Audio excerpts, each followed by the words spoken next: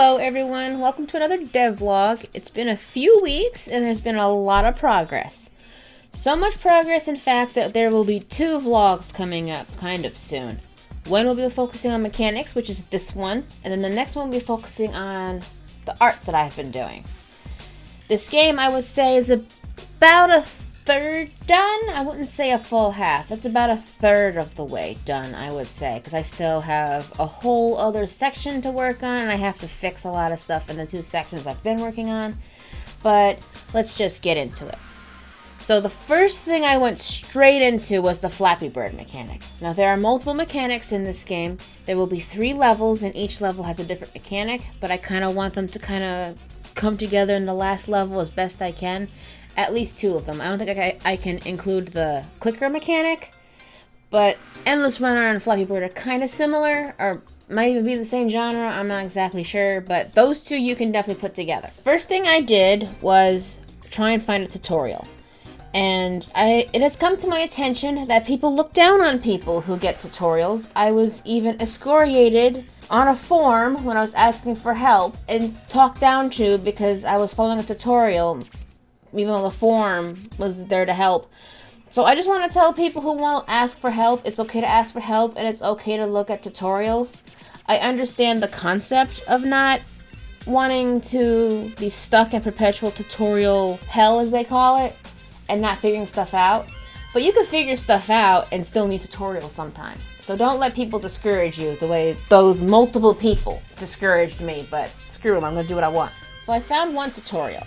And I followed it, and it kind of worked.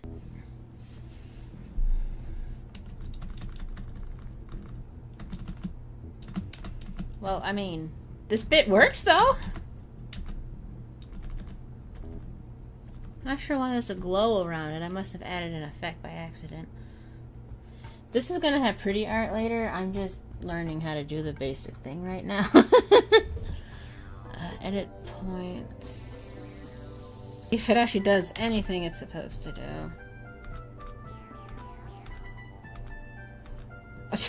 I got a game over.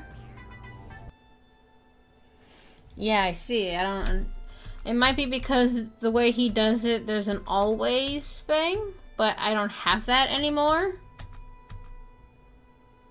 But I looked it up and then people said always is the default.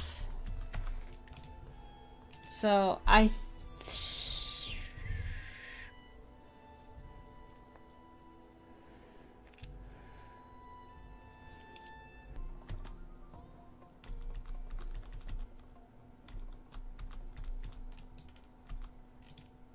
but I am curious, so we're gonna put it over here.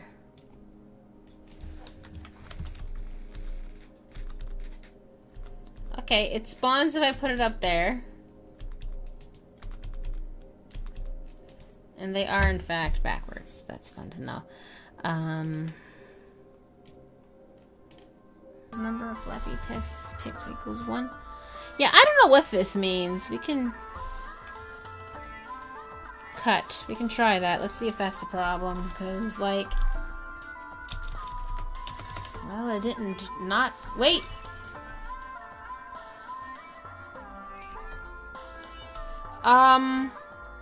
Okay, that might have been the problem, but why does it work for him? That's the thing I don't understand. Also, why are these still backwards?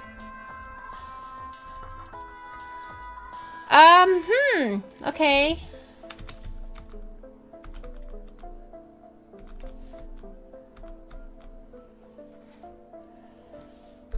So that fixed the problem, but how come they're spawning so close? But it didn't really work well for me, and also the way it worked when it did work isn't what I wanted. So I looked for another tutorial. Let this be a lesson. First tutorial isn't always the thing you need. I found another tutorial, and that one was perfect for what I was going for.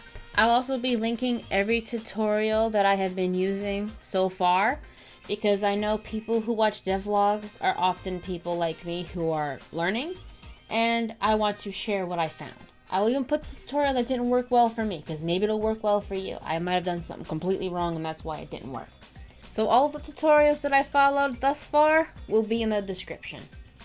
I just want to kind of help out people. They're like, oh, well, what did you follow? It's right there. It's right in the description. Go for it, have fun. And don't let anyone discourage you. This tutorial, the Flappy Bird one, the second one that I followed, was perfect. I learned so much. I learned how to make the background move. I learned the Flappy Bird mechanic. I learned a little bit about sound. It was a great tutorial. I highly recommend this creator. Like I said, the tutorial will be below, and also look at their other tutorials on Devlog. They're very thorough and tell you almost entirely, for every little thing, why you're doing it, which is the main thing for me. I need to know why I'm doing this, because just telling me to do it, I don't learn anything. I just, okay, I did it, but what does it do? They tell you what it does. So that's great. By the end of following this tutorial, which took me 2 hours to follow an 18-minute video, I got a Flappy Bird game. Is it a good game? Not particularly, but it works how I want. And how this way of making a Flappy Bird game works from this tutorial versus the other one had pipes spawning in. Now this game won't have pipes, so I have thistles because it's a nature themed game. The first tutorial had it where it would spawn in at a certain time without anything else. It just kind of just pops in there. For this one, you make external layouts and link it to your scene, and then it'll choose it random, which layout it'll pick out, and then it'll just keep spawning that, so it's kind of more random, and you can have it spawn plus and minus X and Y, so they won't all just be in a row. They'll go up and down like the pipes do in Flappy Bird. This works great, but I'm stuck on one part because this game is not finished. So this is not a complete, oh, I've made a game. This is what I've done so far in a game. I'm stuck on when I make multiple layouts, even the same layout, even if it's just one layout. I have different obstacles so that it looks more full and like alive. I have a problem with them clumping together and looking unnatural because, like, you know, in a field things will grow and weed up and bundle up together. But this just looks unnatural and I don't understand why that is. But it's very annoying and I haven't fixed it. But it'll get fixed eventually, just not yet. Overall, I love how it works, and I'm able to have birds going from the top and plants going from the bottom. So instead of having pipes, you still have obstacles on top and on the bottom, but it makes more sense for the game. So that's the Flappy Bird game. Now, a mechanic I learned in the Flappy Bird game isn't a game mechanic as so much as it is just visual. I don't know if that's called a mechanic or not. I'm kind of just going in blind. I don't know definitions for things. I kind of just do them. So if I'm saying the definition wrong, feel free to correct me. Just be polite. I learned how to make backgrounds move. So in the Flappy Bird game, you need to use the parallax behavior, and I have it for horizontal because I'm moving horizontal and not vertical. But if you have a still scene, you can also make your backgrounds move, which is exciting. So I'm editing this video right now, and I realized I just said I made it so you can like use it while it's sitting still and never elaborated. So parallax will not work in that case, at least not for me, unless I'm doing something wrong. I had to find a solution online, and if you use this line of code, you can change the speed, which is the 150. But if you use this line of code with nothing on the condition side, this here will move on its own. So parallax, if it's the Flappy Bird game or like any game where like you're moving forward constantly, it follows kind of your movement. But if you're not doing that, then you need to have this. This also works like for foreground elements and, you know, other things as well. And here,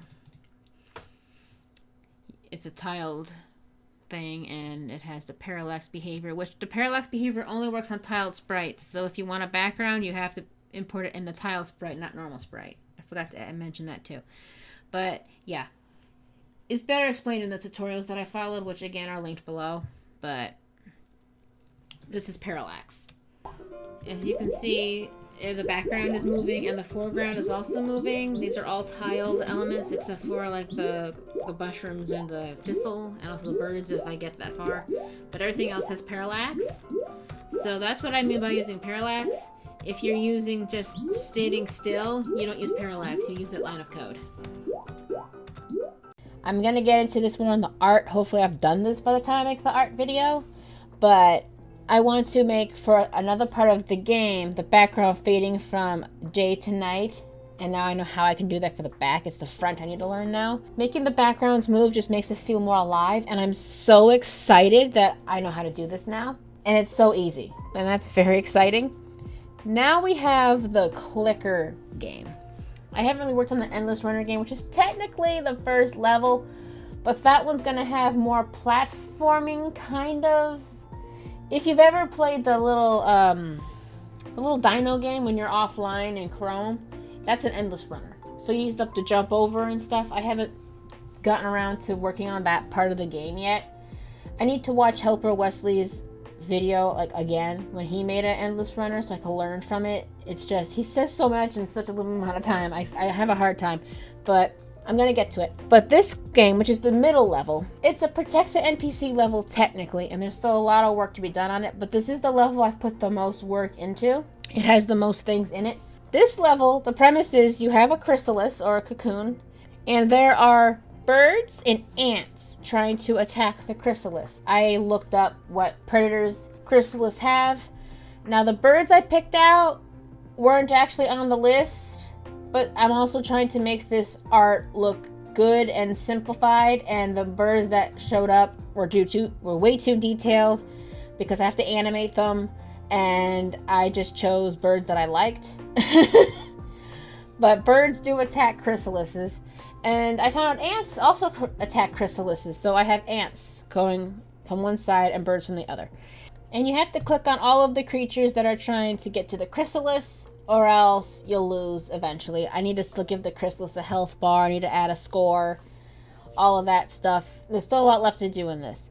I figured out how to get the clicker part to work myself. I don't think it's the best way to do it because I notice sometimes I have to click multiple times because of how I have it. So I need to look up a video on how to make a clicker game, just a clicker game in general, and then that'll tell me what I'm missing. Because how I have it working now is if your cursor is over something and you click and then release, it will delete that enemy. But the thing is, I had to do it that way because if you just have it hold down click, you can just hold your mouse button down and then just slide across the screen and just constantly just take them out easily. There is no desperation of time anymore because this game will have a timer, which I hate timers in games. They stress me out. But for this specific game, it makes sense, so I'm going to have to stress myself out to make this. How I have it now, I don't think is the most efficient, but it works for now. And that's how I approach making games. Does it work for now? I can always fix it later. I just need it to work for now. So I figured out the clicker thing myself. And then I needed to know how to have stuff spawn in. So I followed a Gdevelop tutorial. Not the whole tutorial, just a section of it where it has enemies spawning in. And like I said, they'll all be linked below. And I learned how to make enemy spawners. Now, I didn't know that you can't have a group use a single type of spawner, so I had to make multiple spawners for each type of enemy. So there's a lot of like weird colorful blocks on the screen. Those are all spawners for different enemies. And I guess in hindsight that makes sense, each enemy needs its own spawner. I just was hoping I could use a group to make it like less code, but I guess not. That's fine. As long as it works, I don't care. So I have them to be able to spawn and go towards the chrysalis. But then I needed on the other side, because I started with the birds. I needed on the other side, I needed ants to be able to go towards the chrysalis, but not look like they're walking on top of the depth of the tree, because all of this is hand-drawn, so there is no depth. It's illusion of depth. So I had to learn how to make pathfinding work. At the time, I thought pathfinding didn't do what I wanted it to, because I kept seeing stuff, and it was like, that's not what I want. But then I watched a tutorial. It wasn't even a narration. I just figured I'll just hear it out. I probably misunderstood something. And I did.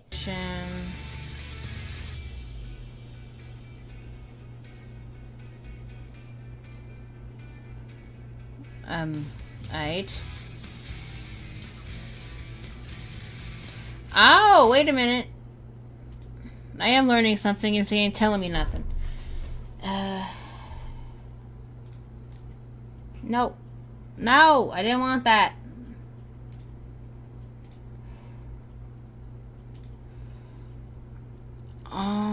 Obstacle for pathfinding. Okay, so what if I... Behaviors. Obstacle for pathfinding. Now let's see how this looks. I gotta make these hide. I just want to see if it works. Okay. I broke something. I broke it. What did I bake? I broke it. What did I bake?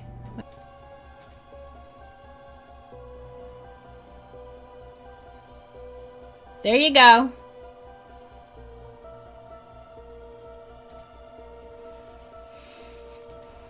I didn't even watch the full thing. There wasn't narration. It was just some old sounding rock music, like generic rock music. It wasn't even a very well made tutorial.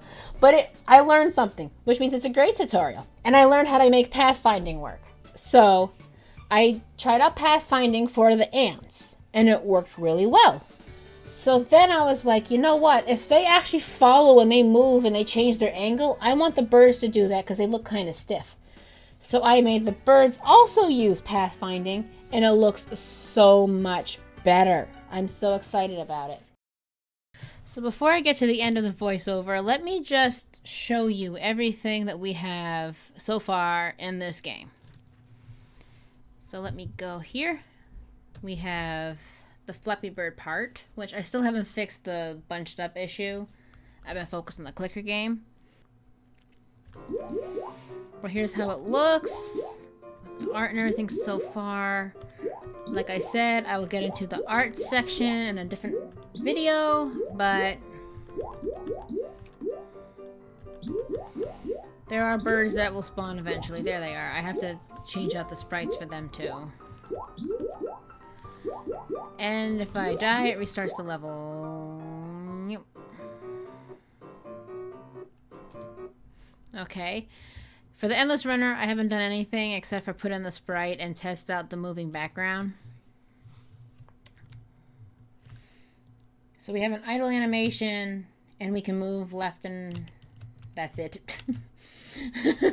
And the background moves. I have to completely work on this. I haven't even really started on it yet. And then we have this game, which this looks messy. You can't see any of this when you play. So this is the most polished part, but it's not done by any means. I still have to add score and stuff. But I have to change the size of the sprites. I need to finish coloring them.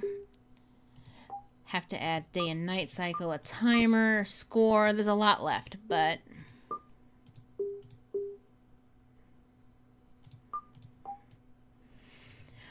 that is everything that I've got so far. I have so much left to do, but I'm about a third, like I said before, because there's a lot of art left to do. There's a whole level I have to actually work on. Have to finish polishing and finishing off the two that I've been working on. But I'm happy with how this is turning out. There's a lot more explanation I can put into all of the things that I have done. If you want to see me work on games live, that's better than me just explaining to you what I'm doing. You can just watch me do it. For this game, I have streamed about 12 hours, if not more, of me working on it live. Which means you'll hear the tutorial in the background when I'm following one. You'll see me experimenting. You'll see me making some placeholder art. I'm gonna start also streaming actual art because I'm behind on working on animations and I want to work on them on stream. So you're gonna be able to see all kinds of stuff. So if you want to see me work on games live and you enjoy this type of thing, please subscribe, like, comment, and come join me on one of my streams. You know, we could just chill. It's a very chill stream. I'm a very small creator, so you'll have a chance to actually communicate with me and hang out.